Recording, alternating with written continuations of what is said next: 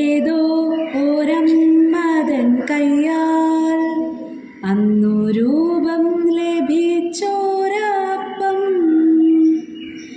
നിൻ കയ്യിൽ കുർബാനയായി നീ വാഴ്ത്തി മുറിച്ചു വിളമ്പി. ഏതോ ഓരമ്മതൻ കയ്യാൽ അന്നു രൂപം ലഭിച്ചോര അപ്പം നിൻ കയ്യിൽ കുർബാനയായി നീ വാഴ്ത്തി മുറിച്ചു വിളമ്പി. നാഥാ നിൻ ദേഹമാം അപ്പത്തെ അവിടുന്ന് ആശീർവദിച്ചേകിടേണേ.